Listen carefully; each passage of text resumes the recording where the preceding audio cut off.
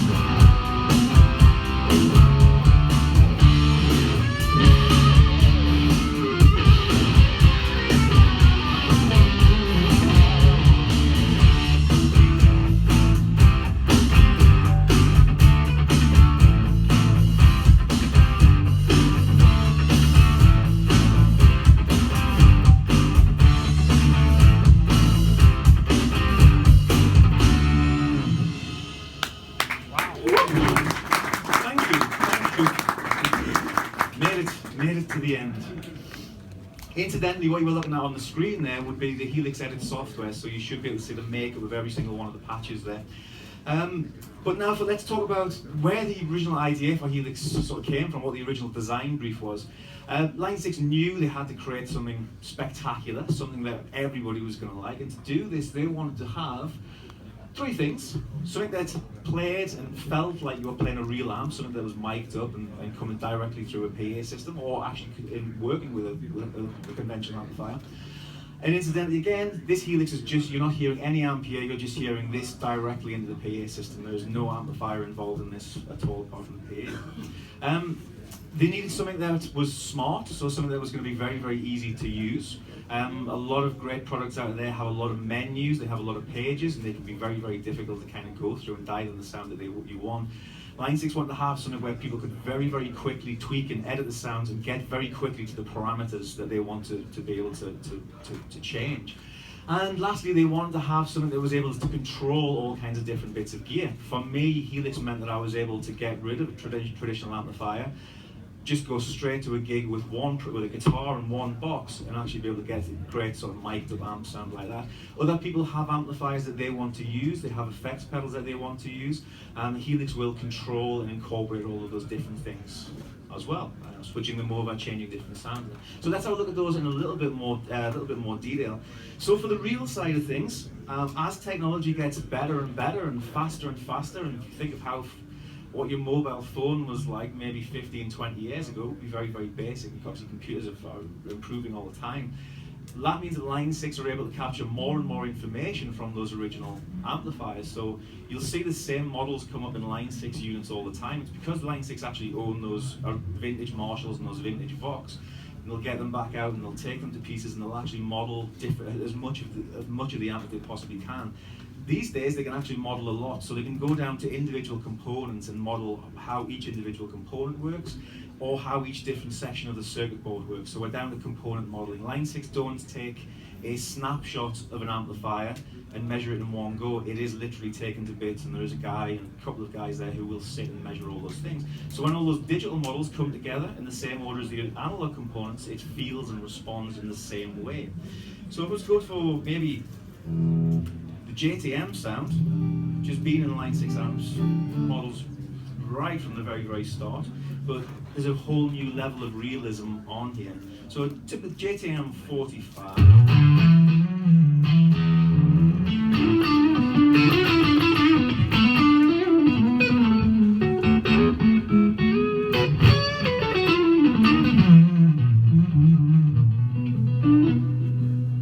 Very responsive, very, very dynamic. And if I play softly, the guitar turned down a little bit,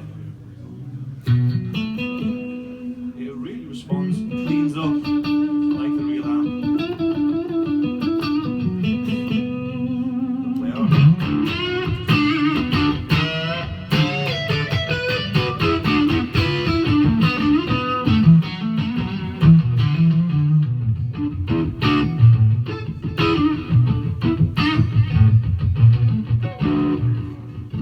All the nuances are there, everything's responding the way I would expect it to do that. And that's because all those digital little models are all working like their analog counterpart. Another good example would be Bogner Uberschall. Again, if I keep the guitar back right off, got a nice cleanish sound there, nice cleanish crunchy sound.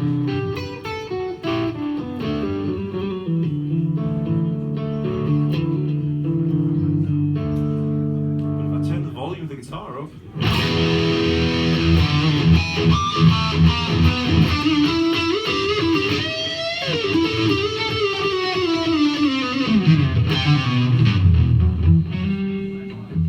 It's actually a really high gain sound, but the guitar volume's working like you're plugged into a traditional amp.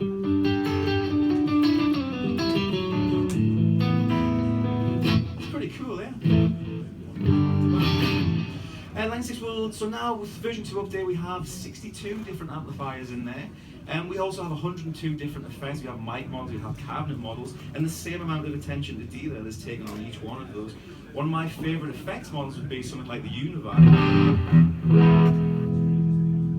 have all kinds of boutique pedals. But the Univibe's maybe an interesting one because if you model all the components of an amplifier, if you model the components of a Univibe, there's actually a little light bulb in there. So the actual modulation of a Univibe, it's not something that normally would be measured sort of digitally, where a Univibe would go from, you know, its cycle would not be in a sort of straight line. A light bulb, it glows inside a Univibe. There's actually a real light bulb in there. And Line6 have an actual model of a light bulb and different types of light bulb just to get that kind of organic sound.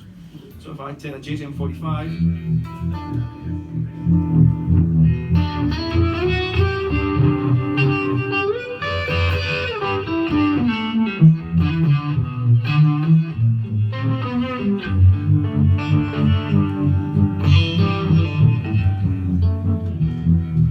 it moves in a very organic and very natural way.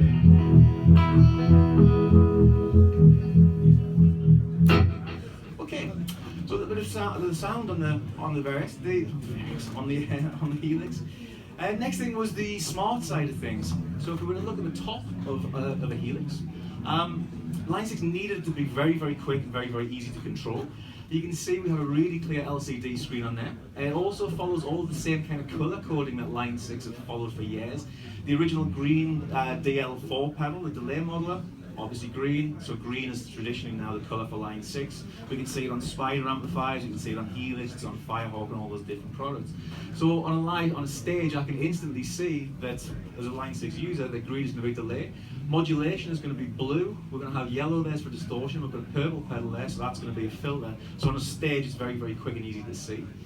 You can also name each of the pedals on there, so we have custom scribble strips on there, so you can change the colours of that, you can change the names on any of those pedals as well. So again, it's very intuitive and very quick and easy to use.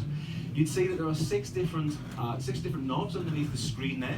They correspond directly to the 6 parameters sitting above them in the screen. So anything I want to change, as long as it's in that screen, I can get instant access to that parameter. So the beauty of Helix though is, to get things into that screen, all you have to do is touch the foot switches and the capacitance sensing, the same sort of technologies you have in your mobile phone. So if I touch it with a foot, without activating it or actually pressing it in, it won't make a difference. But if I just touch it with my finger, it will bring up the parameters straight away into that screen. So you can go around, if you want to change the delay, you touch the green foot switch, the delay parameters will appear immediately in the screen. If you want to change the modulation, you touch the blue modulation parameters instantly in the screen and you've got instant access to them. So we're really moving away from the idea of having menus and pages where you scroll along 3 different pages and then scroll down 4 different pages to get to where you want, and then you need to get back to back home. Helix, the whole purpose of Helix, and one of the reasons why it's been adopted so much, is that it's so easy to use. You can get straight there and tweak all those things. And if no, I mean, there's Helix around the room. If nobody's tried the foot switches, it's great. You know, it is literally, once you start to associate the colours with the different effects, you touch the colours and your effects, your parameters are straight there. And next, if you look at the back of the Helix, we have the control side of things. So the control side of things is how it would interact and respond to other bits of gear. You can see it has a lot of I/O on there. We have external switching jacks, so if you want to use a traditional amplifier, channel changing amplifier, or an amplifier with reverb, Helix will send out the information to change channels on your amp and switch reverb, so you're going to use that with your traditional gear. We've got guitar input, auxiliary input, microphone inputs, and we have 4 different effects loops there as well. So if you want to do the 4 cable method, or if you want to use traditional effects, you've got a lot of options on there as well. XLR outputs, 1/4-inch outputs, your digital outputs there as well. You also have the Variax connection. So that will allow Helix to send information to any Variax guitar, which will change tuning, it will change guitar model, all kinds of different things.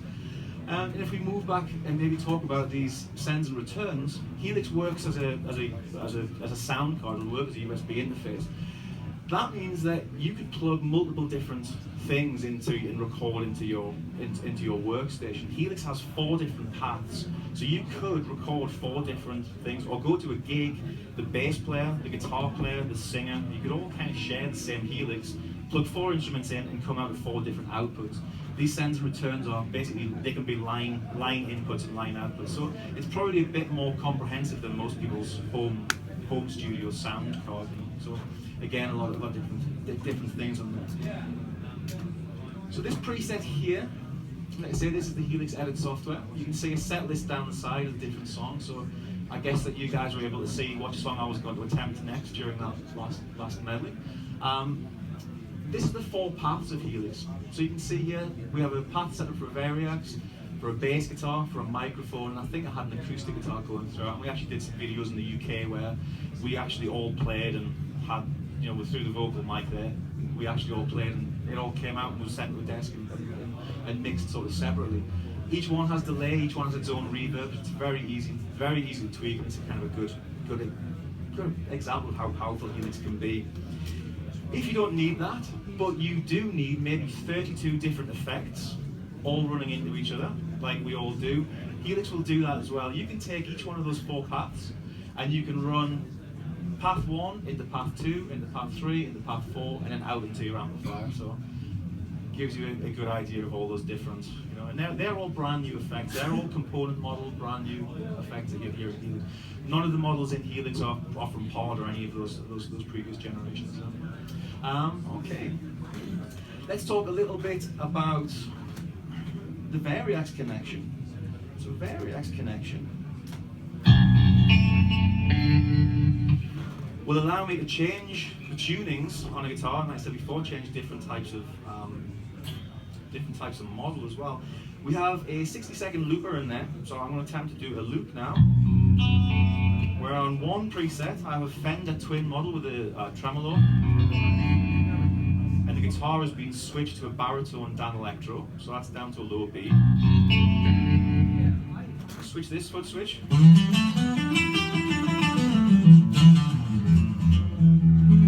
And I have an acoustic guitar, and because I'm full range straight to the PA system, it sounds great. It doesn't sound like an acoustic guitar going through an electric amp, because there is no electric amp here, it's just straight to the PA.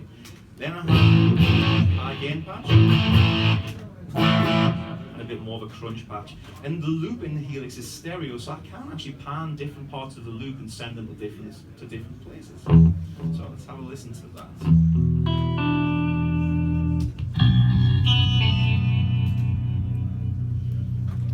Chill things out.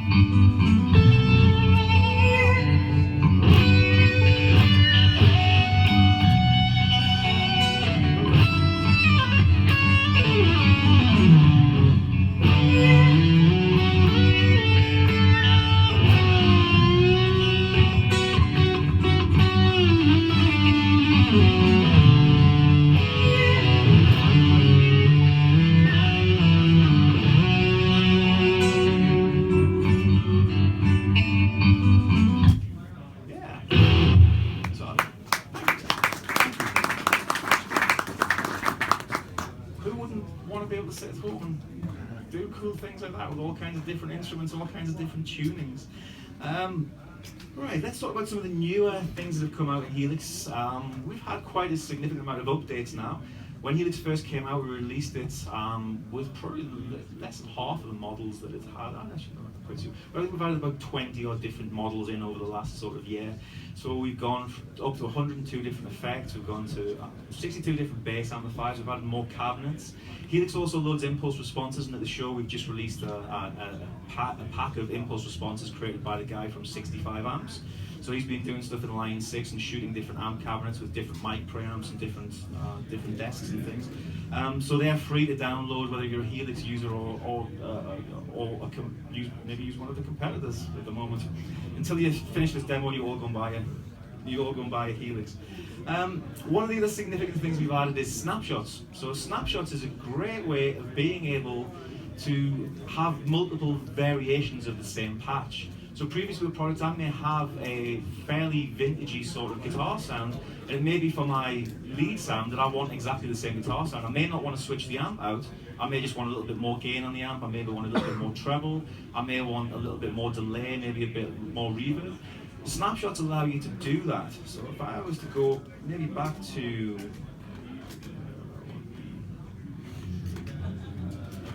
find my patch here. No, I'm not. I'm going to use a different patch, so bear with me. So with snapshots, I put this patch together just before I left with the band. I have all the kind of effects pedals that I would normally use, like I would previously use before my Line6 time. So there's univibes in there, there's overdrive pedals, there's a flange pedal in there. You can see the signal path at the top. Most of them are grayed out. I have impulse response loaded into here. I've got a volume pedal to give us a little bit of a lead boost, and then I've got the delay and the reverb in parallel running alongside the original signal before it goes out to the PA system. The three different amplifiers that I have there, I have a matchless, I have a Soldano and a Marshall in there. I'm always going to sit in patch number 8C, but if I open this drop down menu, you should be able to see 8 different snapshots that I'll be able to name. So I know that snapshot number 1, and I can access these just by pressing the 2 bank pedals together, is my Marshall sound. So this is the first amp that's come in the chain there. Now even sitting in the same patch, press snapshot number 2.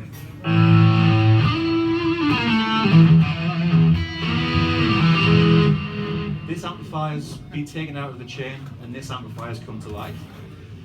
When I switch in the acoustic snapshot, you see that all of the amplifiers are off. So it's a way of having 8 different variations of exactly the same sound.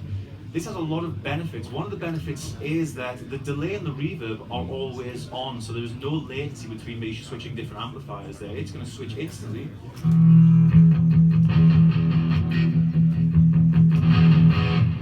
So I'll switch between all those instant. If I then take this and switch over to snapshot number 4.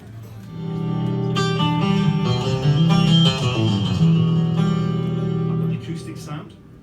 Snapshot number 5 brings the Soldano back in, but it should drop these strings down to a 7-string tuning, so I have a low bass string.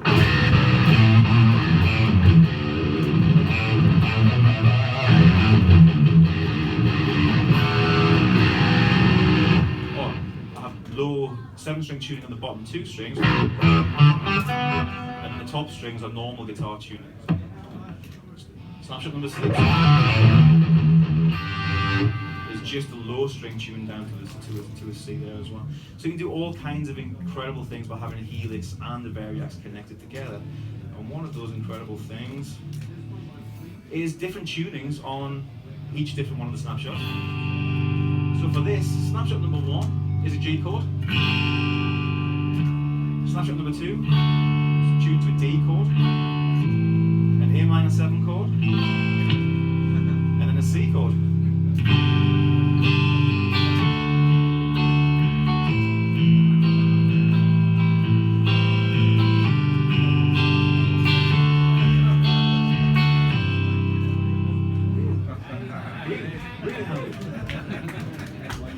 Thank you. I didn't do anything. Anybody could have done that. It's just pressing 2 pedals. So it's the easiest thing. So the next announcement that we have for the NAMM show is the Helix native plugin. So I have this loaded up into a copy of Pro Tools, or nearly had it loaded up into a copy of Pro Tools. Helix native plugin is everything that we've just talked about. It's impulse responses. It's a very, very similar editor. It's the same amp sounds, it's the same modelling, it's the same everything, but it now works as a plug-in for one of your DAWs. So it'll work with Cubase, VST, it's AU for Logic, it's AAX for Pro Tools, and it means that you can have multiple instances of Helix at a fraction of the price because you don't have to buy the hardware, you don't need anything, you don't even need an iLock for it, it actually becomes part of your Line6 account and it's registered to you. It means that you could record a bass part but have just DI'd bass, and then go back and choose the bass amplifier that you wanted later on. It means that you could record a guitar part and you're just recording dry guitar. You could then go back in later and you could add a Mesa Boogie or a Marshall or one of the Line6 models to that as well. And then later on, maybe 2 months later, you've got your tastes have changed and you want some different kinds of sounds. You could then change out the amps as well. So I'm really looking forward to getting that running at home. You know, not needing to have the hardware. Great thing about having the hardware means that I can take all of the patches, work seamlessly between each other. So I could tweak one of the sounds that I've just used. Say I pretty much did this before we came out here. Tweak some of those sounds, save them over using the edit software, and dump them straight into a Helix that I was going to take to a different location. You know? Obviously, great thing about modeling amps and things like that is that we can actually do that anyway. You know, this Helix doesn't belong to me.